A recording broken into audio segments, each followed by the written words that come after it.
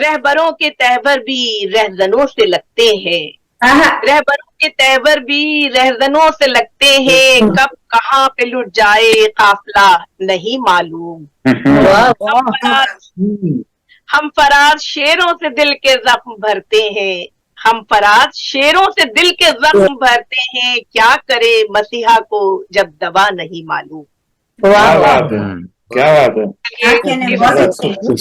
दवा की तलाश में हम एक अपने मसीहा मोहतरम जनाब करामतुल्लाह गौरी के साथ जो आज हमारी प्रोग्राम की सदारत फरमा रहे हैं, उनसे मुल्तमिस हो बड़े अदब व एहतराम के साथ कि वो हमें दवा भी बताएं और अपने अशार भी सुनाएं कि हमें क्या इलाज भी बताएं, दवा भी बताएं। बहुत बहुत शुक्रिया। नुस्खा भी प्रिस्क्राइब करना है आपने। जी, वो नुस्खा भी लेके आ रहे हैं और माशाल्लाह आप सभी जानते हैं कि कितने बड़े माशाल्लाह दानिश्वर हैं, शायर और अदीब माशाल्लाह से बुलंद पाया है, तजिया निगार हैं और अपनी बेहतरीन खिदमात अंजाम देते रहे हैं। पाकिस्तान से वतन अजीज से मोहब्बत के शहर में गिरफ्तार शख्सियत हैं, मोहब्बतों के सफीर हैं और उनके बारे में जितना आप सब कुछ जानते हैं माशाल्लाह माशाल्लाह, अल्लाह ताला उनको सलामत रखे। मैं बड़े अदब और एहतराम के साथ उनको दावत कलाम दूंगी, उनसे मुल्तमिस हो के वो खराज तहसीन पेश करें। और अपने साहब आप कुछ फरमा रहे हैं? नहीं, मैंने कहा आज के प्रोग्राम के हवाले से अपने ख्यालात का भी इज़हार करें। जी जरूर जरूर। मैं सिर्फ घड़ी की तरफ देख रहा हूँ कि 2.5 घंटे हो गए हैं, लेकिन माशाल्लाह जिस सब्र और सुकून के साथ आप सब ने कलाम सुना है शौरा का, वो मेरी तबस्सुम बहन ने जो 9 रतन जमा किए हैं, बल्कि 9 रतन से कहीं ज्यादा हैं, तो इमरान को उसके जन्मदिन पर मेरे ख्याल से इससे बेहतर सौगात और कोई नहीं दी जा सकती। बेशक बेशक। वाह। अब मुझे नहीं मालूम कि मजीद आप में समाज की कितनी गुंजाइश है, वरना मेरे पास तो इमरान के मुतालिक सुनाने के लिए बहुत कुछ है। तो आप सुनाइए, हम सुनाते रहे, हम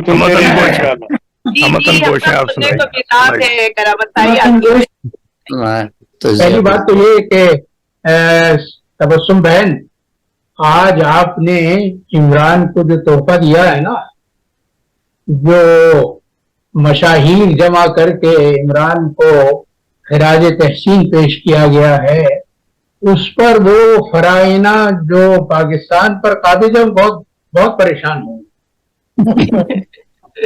उनको वैसे ही बैरून मुल्क पाकिस्तानियों से और खुसूसन शुमाली अमेरिका में मुकीम पाकिस्तानियों से बहुत शिकायत। मेरे बहन भाई ने मुझे मना कर दिया है कि पाकिस्तान मत आना। तस्वीर भी लगा दी है वहाँ, जा नहीं सकते। और मैं एक बात और बताऊं कि मेरी जो फुप्पी है वो भी बहुत इमरान खान की उसमें है, तो उनको तो बैन कर दिया, उनको बाकायदा वो टिकटॉक और उसपे देती थी अपने फेसबुक और उन सब से उनको निकाल दिया है और बाकायदा लिख के भेज दिया है कि आप इंतशार फैलाने वालों में शामिल हो गई, हम आपको निकाल रहे हैं। जिस पर बस चलता है उसको उठा लिया जाता है और उसकी जबान बंद करने की कोशिश की जाती है। बिल्कुल जवाबंदी फिर अंदाज में बुलाया जाता है। कैसा तेरी महफिल में और इसके बाद बात करने को तरसती है जबान बेटी, वही हो रहा है। कल आप लोगों ने गुफ्तगू सुनी होगी, फिल्मी अंदाज में आया भाई, देखो मेरे बाप की हवेली। अरे उसके नीचे लिखा है कि उसको अपनी बहन भाइयों की, अपनी माँ की याद नहीं आई, वो कामरान शाहिद के पास चले गए। कोई अकल आपकी वो साले साहब जो कह रहे हैं ना कि फिल्मी अंदाज से उठाया जाता है, तो उस्मान डार पहुंचे भी एक फिल्मी अदाकार के बेटे। शायद कह रहे हैं कि मेरे बाप की हवेली देखने के कपड़ा चले आए। जी जी, हद हो गई। तो मुझे कुछ दिन पहले पैगाम भिजवाया गया था कि शहीद साहब आप अपना हाथ हल्का रखें। میں نے کہا کہ تم جس دن پاکستان پر اپنا فرعونی پنجہ استبداد ہلکا کر دو گے میں اپنا ہاتھ ہلکا کر دوں گا. بالکل بہت خوب. ہے نا. دیکھیے پاکستان آج جس موڑ پر پہنچ چکا ہے میں سمجھتا ہوں کہ سکونت ڈھاکہ کے بعد یہ بدترین دور ہے پاکستان کا. بالکل بدترین دور ہے. دو باتیں ہیں جو خاص طور پہ غور کرنے کی ضرورت ہے. پہلی بات تو یہ کہ فسطائیت کا سب سے مؤثر ہتھیار یہ ہوتا ہے کہ وہ قوم کو خوف میں مبتلا کرے. خوف زیادہ خوف. بالکل بالکل. اور وہ خوف پاکستان پر مسلط کر دیا گیا ہے. مجھے تو یاد آتا ہے وہ دور جب جرمنی پر ہٹلر کی نازی پارٹی نے قبضہ کیا. 1933 میں آپ کو یاد ہوگا جو تاریخ سے واقف ہیں ہٹلر فروری 1933 میں جرمنی کا چانسلر بنا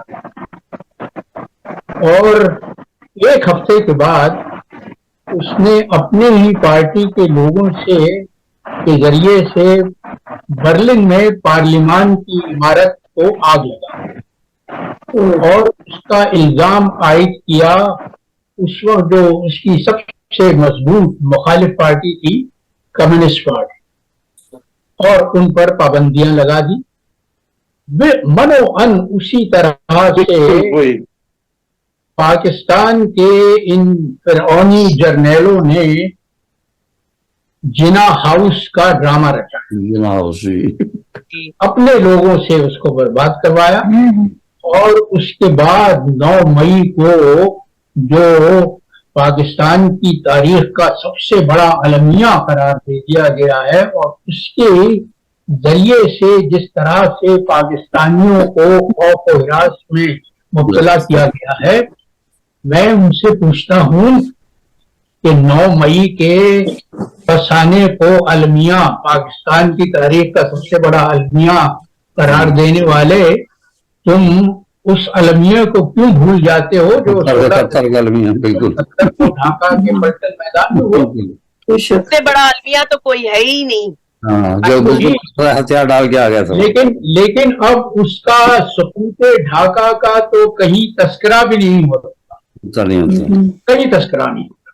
اس کا بھی ایک پروگرام کیجیے گا دسمبر میں 16 دسمبر. اسی لیے ہاں میں یہ کہتا ہوں کہ 16 دسمبر کو ہمیں باقاعدہ سوگ منانا چاہیے. جس دن ہم نے قائد اعظم کے پاکستان کو 2 لخت کیا اور 2 لخت کرنے والے کون تھے؟ وہی فرعونی جرنیل جو آج پاکستان کے مالک اور مختار بنے بیٹھے. میں تو اپنی قوم کی عقل پہ ماتم کرتا ہوں کہ وہ جنہوں نے ملک کو توڑا انہی کی ایک اعتبار سے پرستش ہوتی رہی ہے.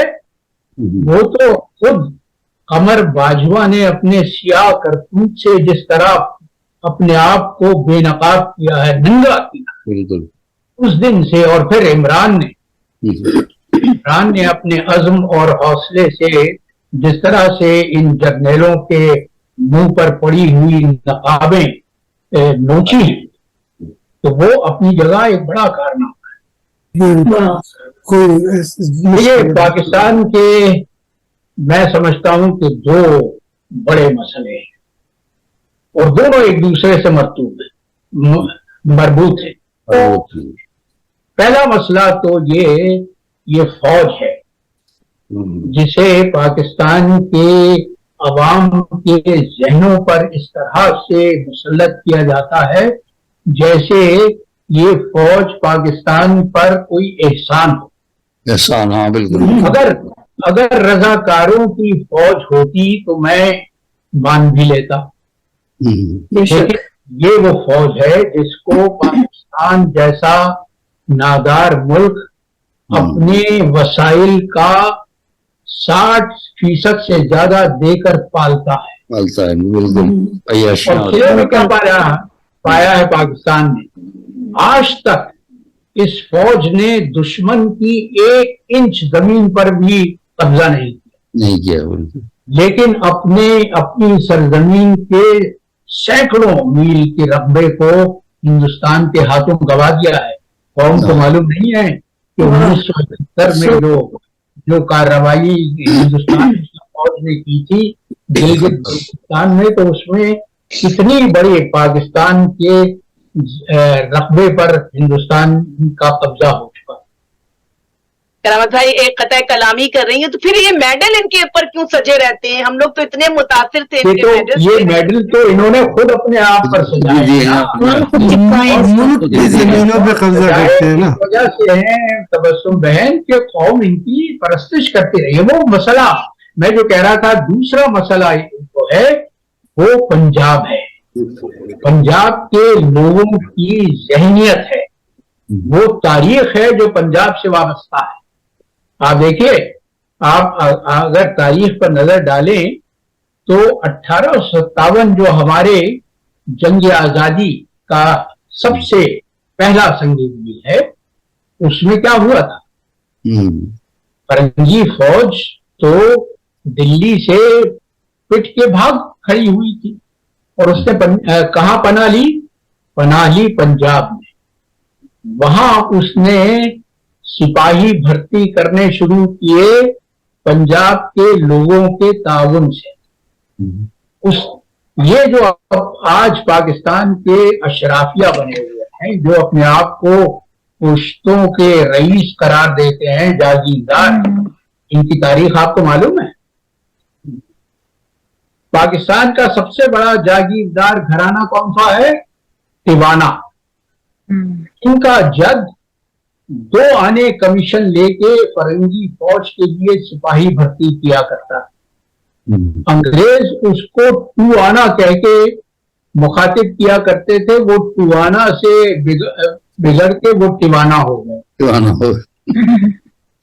एक और बड़ा खानदान है हयात खानदान, आपको याद होगा, वो 1946 तक पंजाब के जो वजीर आला थे सर सिकंदर हयात, वो उसी खानवादे के, उसी कुनबे के थे। इनका जद कौन था? इनका जद एक सक्का था, जिसने जनरल निकलसन जो जख्मी हो चुका था, उसको दरिया पार करना था, उसको दरिया पार करना। आज इस्लामाबाद से अगर आप पेशावर की तरफ सफर शुरू करें तो आपको हसन अब्दाल से कुछ पहले बाईं हाथ पर एक पहाड़ी पर एक लाठ नजर आएगी, वो निकलसन की लाठ कहलाती है। वही वो मरा था, लेकिन मरने से पहले उसने उस वक्त के पंजाब के lieutenant governor Henry Lawrence, Lahore का लॉरेंस गार्डन मशहूर है जिसको अब दिया गया है, उस हेनरी लॉरेंस के नाम उसने मरने से पहले एक रुखा तहरीर किया और कहा कि सख्ते ने मेरी जान बचाने की कोशिश की है, इसने बड़ी खिदमत की है, तो इसकी खिदमत के एवज इसको इनाम दे दिया जाए। इनाम में जागीरता हो गई। तो ये सारे जागीरदार जो आज पाकिस्तान की अशराफिया बने हुए हैं, और ये अशराफिया है जो पाकिस्तान के अवाम को बेवकूफ बना रहे हैं। बिल्कुल। पाकिस्तान के अवाम, आपको मालूम है कि इन्होंने आज पाकिस्तान को किस जगह पहुंचा दिया है? वर्ल्ड बैंक की ताजा तरीन रिपोर्ट ये कहती है कि पाकिस्तान की आबादी में 40% लोग गुर्बत की लकीर के नीचे रह रहे हैं। गुर्बत की, जी हाँ। लेकिन अशराफिया को इससे कोई परेशानी नहीं, अशराफिया को इससे परेशानी नहीं है। वो तो सिर्फ उसका एक नुकाती एजेंडा है, और वो ये है कि इमरान को किसी तरह से सियासत से बेदखल कर। बिल्कुल। आज तक इन जर्नैलों ने काम क्या किया? इन्होंने انہوں نے پاکستان کے مفاد کو سامراجی مفادات پر قربان کیا ہے، اور جس پاکستانی سیاستداں رہنما نے یہ کوشش کی ہے کہ پاکستان کو آزادی کی راہ پر گامزن کیا جائے، اس کے ساتھ انہوں نے کیا سلوک کیا ہے آپ کے سامنے تاریخ ہے۔ ذوالفقار علی بھٹو نے پاکستان کو ایٹمی طاقت بنانا چاہا تھا، ہینری کسنجر نے لاہور میں بھٹو کو دھمکی دی تھی کہ ہم تمہیں دنیا کے لیے عبرت کا نمونہ بنا دیں۔ وہ عبرت کا نمونہ بنانے والے کون تھے بھٹو کو؟ یہی اسی فوج کے ذریعے عمران کا، اور پھر اس کے بعد ڈاکٹر عبد القدیر خان کے ساتھ کیا سلوک کیا گیا؟ تا دم مرگ ان کو گھر میں حراست میں رکھا۔ وہ شخص جو پاکستان کا محسن تھا، جس نے پاکستان کو ایٹم بم عطا کیا، اس کے ساتھ کیا سلوک کیا؟ وہ سلوک جو انگریزوں نے نیپولین کے ساتھ کیا تھا، تا حیات تم کو حراست میں رکھا۔ اور اب جب عمران نے پاکستان کو آزاد خارجہ پالیسی دینے کا عزم کیا تو عمران کا بھی وہی اثر کرنا چاہتے۔ تو اب پاکستان کے عوام کو یہ فیصلہ کرنا ہے کہ وہ غلام بن کر رہیں گے یا آزاد بن کر رہیں گے۔ تو دیکھیے، عمران کو جو خراج تحسین پیش کیا جاتا ہے وہ بالکل درست ہے، اس لیے کہ عمران کے لیے سیاست اقتدار حاصل کرنے کا وسیلہ نہیں ہے، عمران کے لیے سیاست ایک مشن ہے۔ میں نے اپنی بار شناسائی جو میں نے پاکستان کی تاریخ بنانے اور بگاڑنے والوں کے خاکے لکھے ہیں، اس میں عمران کا خاکہ نہیں لکھا تھا، اس لیے کہ یہ کتاب آج سے 12 برس پہلے لکھی گئی تھی۔ اس وقت تک میں یہ نہیں سمجھتا تھا کہ عمران کو پاکستان کی تاریخ میں کوئی مقام ملے گا، لیکن مجھے یہ معلوم تھا کہ عمران کے لیے سیاست میں دخل دینا ایک مشن ہے، اور میں اس کا تذکرہ اپنی روزگار سفیر میں کر چکا ہوں کہ عمران نے پارٹی تو اپنی تحریک انصاف 1995 میں بنائی تھی، لیکن اس سے 2 برس پہلے عمران جب کویت آیا تھا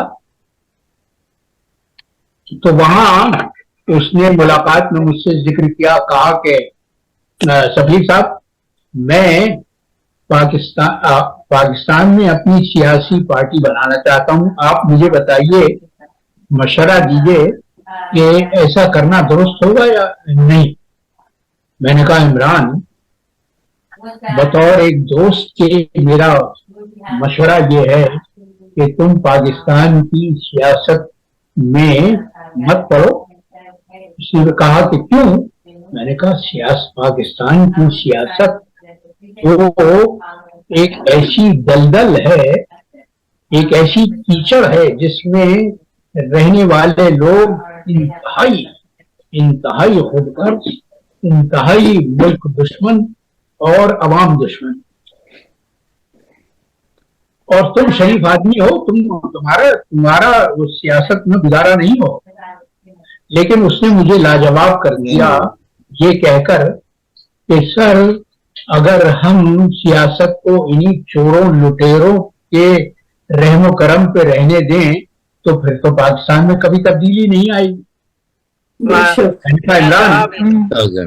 اگر تمہارا یہ مشن ہے تو پھر فبہا، تم ضرور اپنی سیاسی پارٹی بناؤ اور سیاست کے خاکسار میں قدم رکھو، لیکن میری ایک نصیحت یاد رکھنا، اور وہ یہ کہ تم اگر دلدل کے کنارے کھڑے ہو اور خود اس میں پتھر نہ پھینکو، کوئی اور پتھر پھینکے، تو یاد رکھنا کہ کیچڑ کے چھینٹے تمہارے دامن پر بھی آئیں گے، ضرور آئیں گے، صحیح بات ہے، بالکل۔ اور وہ چھینٹے عمران کے دامن پر آ رہے ہیں۔ میں نے ابھی عمران کے قریبی ساتھی سے کہا تھا کہ اگر ممکن ہو تو عمران سے پوچھنا کہ اسے میری یہ نصیحت ان دنوں یاد آتی ہے یا نہیں. تو عمران تو مجھے یقین ہے، جتنا میں عمران کو جانتا ہوں مجھے یقین ہے کہ عمران ان فرائض سے مروب ہونے والا نہیں ہے. عمران نہیں دبے گا، عمران نہ ان سے دبے گا نہ پیچھے ہٹے گا. بالکل درست کہا ان شعراء نے جنہوں نے اپنے اشعار میں اس بات کو اجاگر کیا کہ عمران سے زیادہ اس قوم کا امتحان ہے. بالکل بے شک.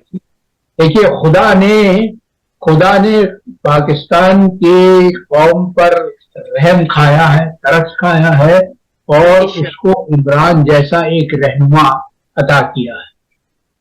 بالکل. یا تو ہندوستان کے مسلمانوں کو قائد اعظم محمد علی جناح سے جیسا رہنما ملا تھا، یا اب 75 برس بعد پاکستان کے مسلمانوں کو، پاکستان کی قوم کو عمران جیسا دیانتدار اور کھرا رہنما ملا ہے. اس میں کوئی شک نہیں. میں کہتا ہوں کہ محمد علی جناح میں اور عمران میں بے انتہا مماثلت ہے، بے شک بے شک بے شمار رفتار مشترک ہے. دیکھیے محمد علی جناح کو ہم نے قائد اعظم کا لقب دیا اور بالکل درست دیا، لیکن وہ خراج تحسین جو محمد علی جناح کے دشمنوں نے دیا وہ اصل قیمت رکھتا ہے.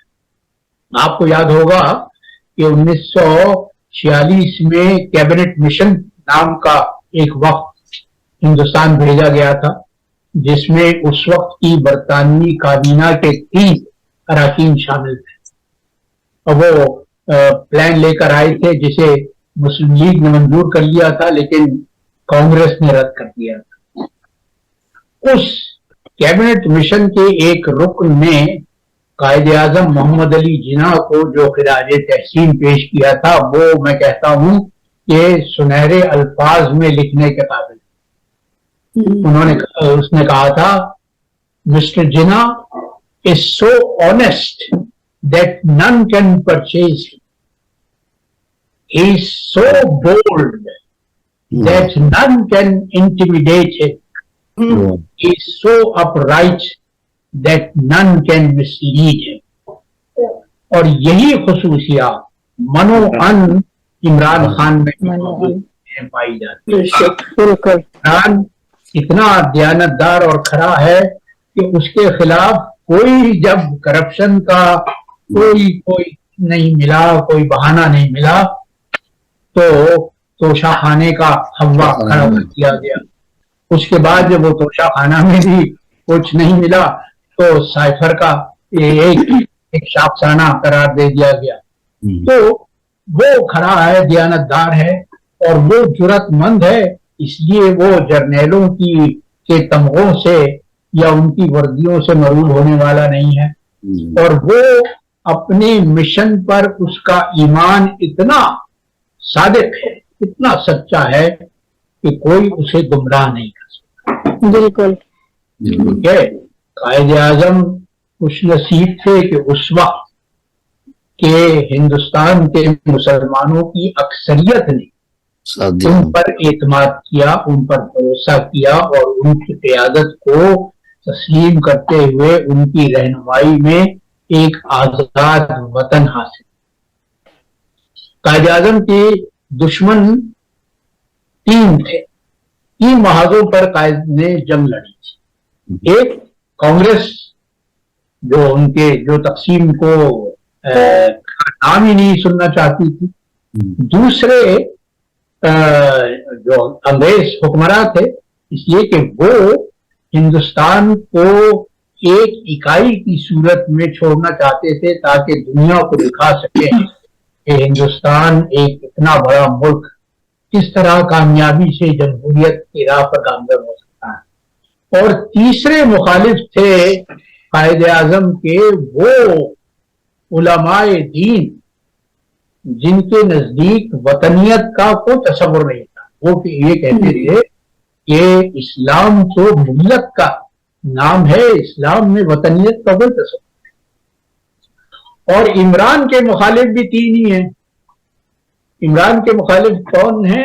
ایک تو وہ چور لٹیرے سیاستداں جن کے لیے اقتدار کا حصول صرف ملک کے وسائل کو لوٹنا اور اس لوٹی ہوئی دولت کو بیرون ملک جمع کرنا۔ دوسرے عمران کے مخالف کون ہیں؟ وہ اشرافیہ، وہ جرنیل جو اپنے آپ کو فرنگی راج کا جانشین سمجھتے ہیں۔ اور تیسرے عمران کے دشمن کون ہیں؟ وہ ملا ڈیزل جیسے دین فروش لوگ، ہے نا؟ تو عمران صحیح معنوں میں قائد اعظم کا جانشین ہے۔ اس وقت قائد اعظم کی آواز پر لبیک کہنے والے مسلمان اکثریت میں تھے۔ آج یہ دیکھنا ہے کہ عمران کی آواز پر، عمران کی للکار پر لبیک کہنے والے پاکستان کے اکثریتی عوام ہیں یا نہیں ہیں۔ میں نے آپ کا بہت وقت لے لیا، یہ امتحان اس قوم کا ہوتا رہے گا۔ اب ہمیں یہ ثابت کرنا ہے کہ عمران کی قیادت پر ہم اعتماد کرتے ہیں یا نہیں۔ عمران کے خلاف ہم اپنے دلوں میں خوف کے بتوں کو توڑنے کے لیے تیار ہیں یا نہیں۔ یہ حالات نہیں بدلیں گے، یہ جرنیل پاکستان کو اس طرح سے نہیں چھوڑیں گے جب تک ان کے خلاف عوام متحد ہو کر، منظم ہو کر، سر سے کفن باندھ کر سڑکوں پر نہیں نکلیں گے۔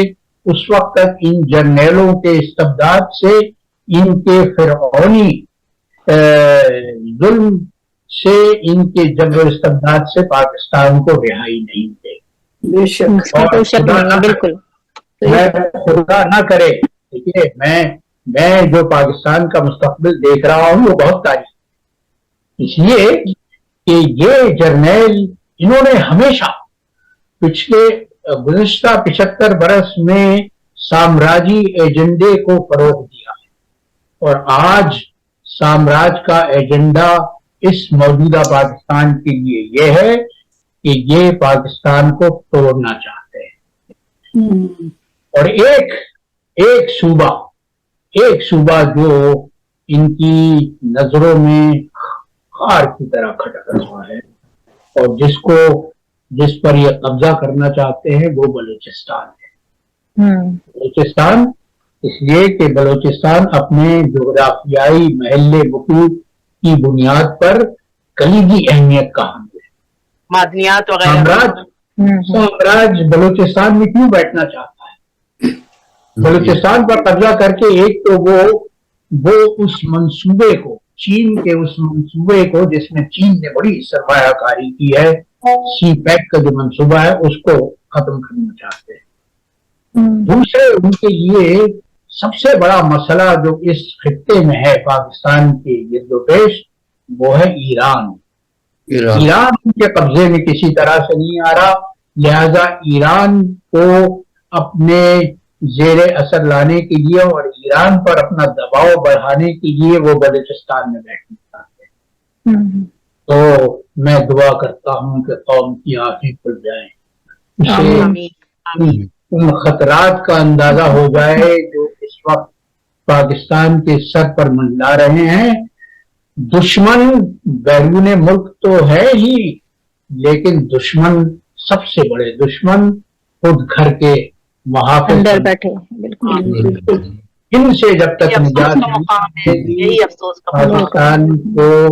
پاکستان کو ترقی کی شاہراہ پر گامزن کرنے والا عمران بھی کچھ نہیں کر سکے گا۔ عمران تنہا ٹھیک ہے، وہ اپنی جگہ مجاہد ہے، اس کا جذبہ حریت پائندہ اور تابندہ ہے، لیکن اس کے پیچھے چلنے والے بھی تو ہوگا نا، صرف نعرے لگانے سے کام نہیں چلے، نعروں کو قوت میں بدلنا ہوگا۔ اور ایک جو تاریخ ہمیں سبق دیتی ہے وہ یہ کہ ایک بار جب عوامی ریلا سڑکوں پر نکل آئے تو دنیا کی کوئی قوت اس کی مزاحمت نہیں کر سکتی. بے شک صحیح بات. بے شک. تو علاج آپ نے بتایا ہے. اس طرح آپ کی سماعتوں کا امتحان لینے کے بعد چلیے میں آج میں نے عمران کی سالگرہ پر ایک 4 مصرے کہے ہیں کہ حریت کا ہے قافلہ سالار. حریت کا ہے قافلہ سالار وہ جو عمران ایک ہے بیدار. واہ. حریت کا ہے قافلہ سالار وہ جو عمران ایک ہے بیدار. کہ ملت فروش دشمن ہے. ملت فروش دشمن ہے. عمر باجوہ کو یہی تو شکایت تھی کہ عمران کرپشن کے خلاف کیوں جہاد کرنا. اس کے ملت فروش دشمن ہیں وردی پہنے ہوئے سبھی اس کے ملت فروش دشمن ہیں وردی پہنے ہوئے سبھی خرکار. اور ایک غزل جو میں نے عمران آپ کو یاد ہے آج 2 مہینے ہو گئے عمران کو زندہ میں رہتے ہوئے. 5 اگست کو بہت افسوس عمران کو قید و بند کی نظر کیا گیا تھا. اسی دن میں نے یہ غزل کہی تھی. اس کے چند اشعار آپ کی خدمت میں پیش کر دیتا ہوں اور پھر آپ کیجیے. اجازت چاہوں گا کہ کہاں تک تیرگی کا راج ہوگا. کہاں تک تیرگی کا راج ہوگا جو کل گزرا ہے کیا پھر آج ہوگا.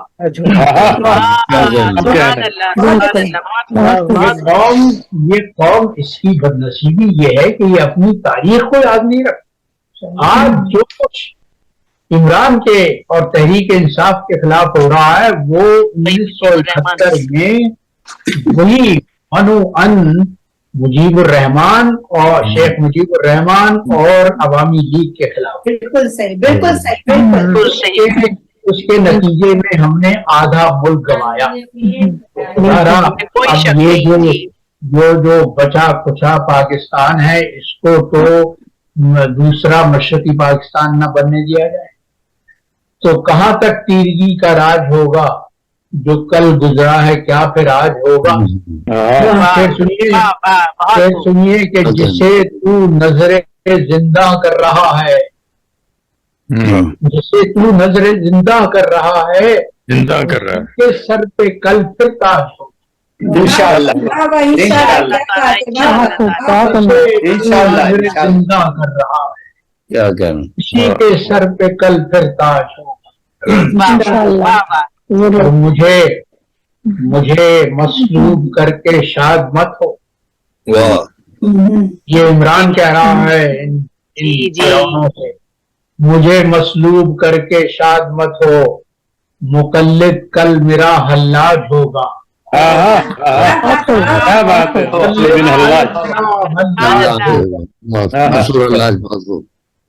اور سنے فرعون دورہ یاد کر لے سنے فرعون دورہ یاد کر لے کہ تیرے بعد حق کا راج ہوگا. تیرے بعد حق کا راج کہ تیرے بعد حق کا راج ہوگا. پھر سنیے کہ تو خاکی ہے خدا کیوں بن رہا ہے. تو خاکی ہے خدا کیوں بن رہا ہے. تو بندہ ہے سدا محتاج ہو.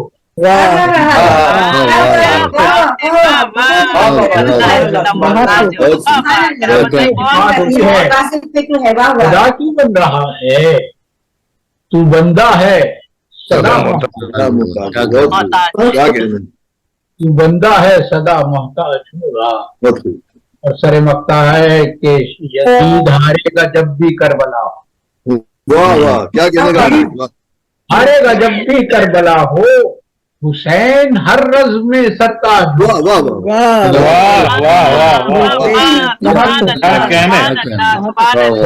ہارے گا جب بھی کربلا ہو حسین ہر رز میں سرتاج. ہوتا ہے کہ کرامت حیدری ورثہ علی کا کرامت حیدری مرزا علی کا کہ خیبر ظلم کا تاراج ہوگا.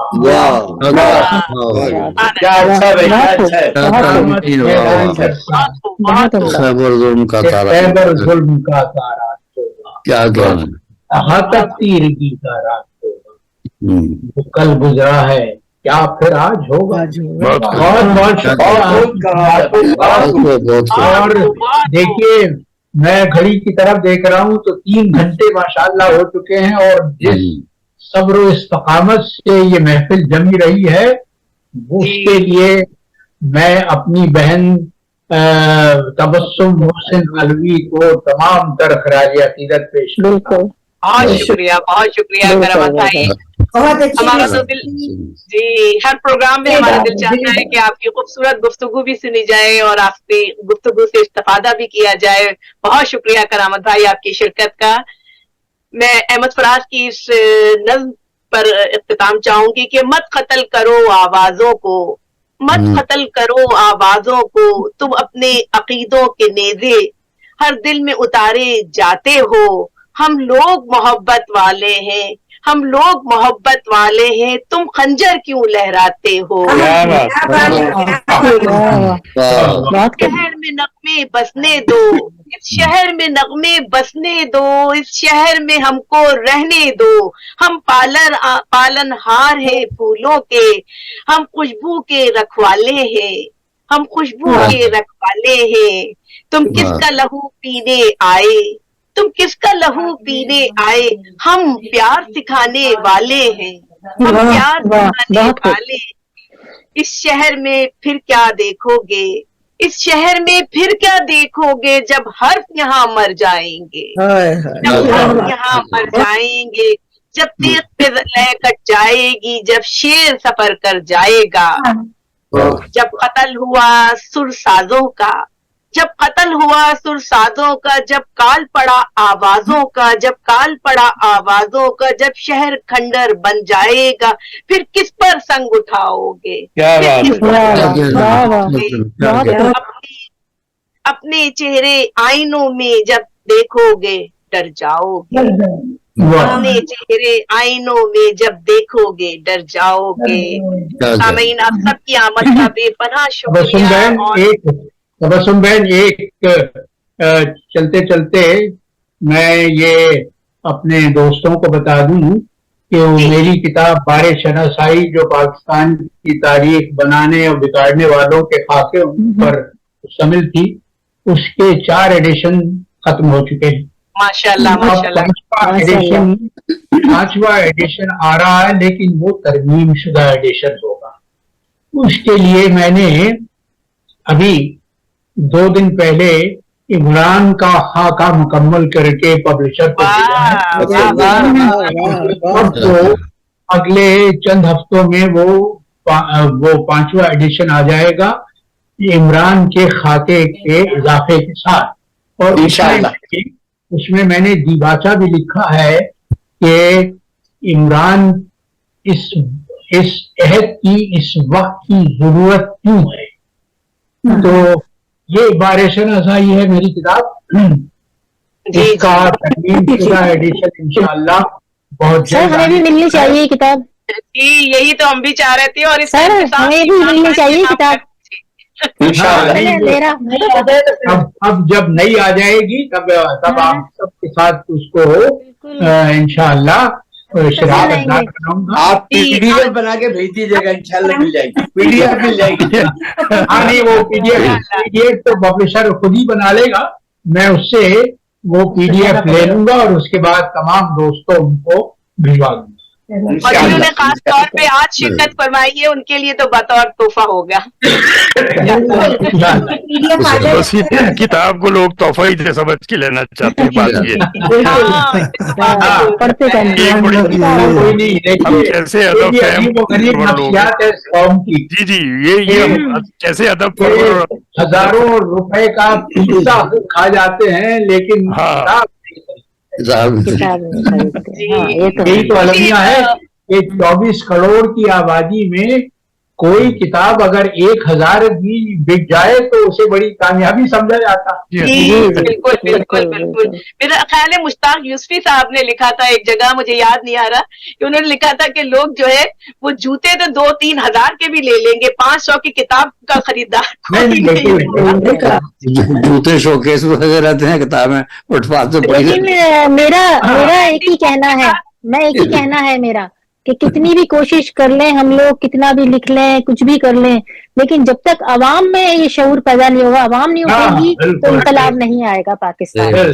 अवाम पर है, क्योंकि देखिए कौमें ही बदलती हैं किस्मत अपने मुल्क की, अगर ये कौमें ही कोई भी हो तो क्या हो सकता है।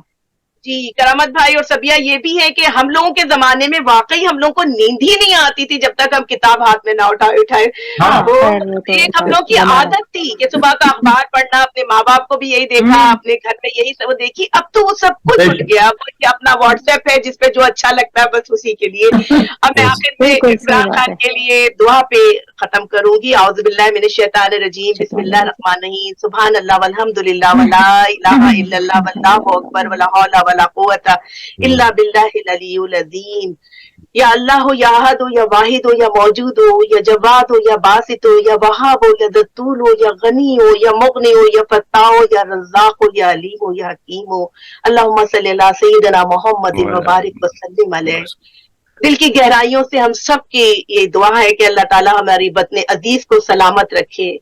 रब्बुल आलमीन हमारे वतन अजीज में जो फैली हुई जिल्लत और रुसवाई है, अल्लाह उसको अज़मत और सरफराजी में बदल दीजिए। अल्लाह उसको अज़मत और सरफराजी में बदल दीजिए। अल्लाह पाकिस्तान को सरफराजी अता कर दीजिए, या अल्लाह सुरखोई अता फरमा दीजिए। पूरी उम्मत मुस्लिमा पे जो दिल्लत और रुसवाई है, या अल्लाह पूरी उम्मत मुस्लिमा, हमारी उम्मत मोहम्मदिया, अल्लाह मोहम्मद सल्लल्लाहु अलैहि वसल्लम के सदक़े में उनको परवरदिगार अमन और सलामती का गहवारा बना दीजिए। या अल्लाह जिन मुसीबतों और मुश्किलों, करबनाक अलमनाक दौर से हम सब गुजर रहे हैं, अल्लाह पाकिस्तान को भी और तमाम उम्मत मुस्लिमा में जहाँ भी साजिशें पनप रही है, परवरदिगार हमें उससे निजात दिला दीजिए। या रब्बुल आलमीन तू रहीम और तू करीम है। अल्लाह हमारे अजीम लीडर को, इमरान खान को दुश्मनों की साजिशों से, अपनों की रेशा दवानियों से बचा लीजिए। अल्लाह को बचा लीजिए। परवरदिगार हमें 75 साल बाद एक अजीम लीडर बनाए।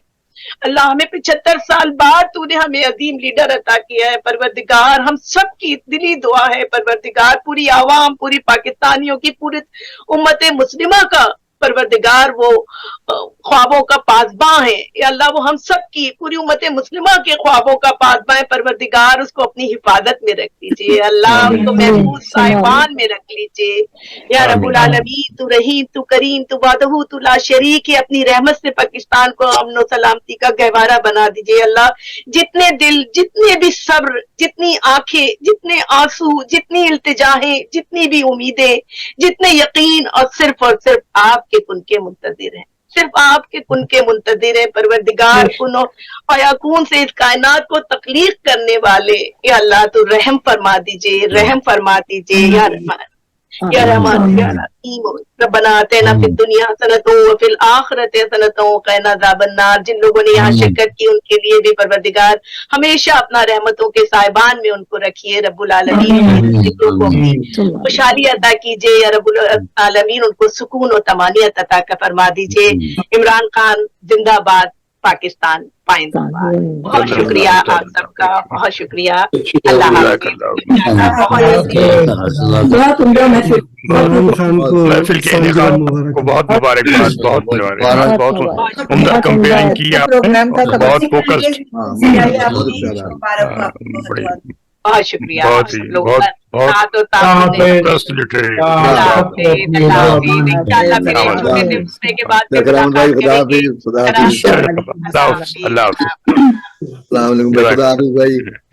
बाद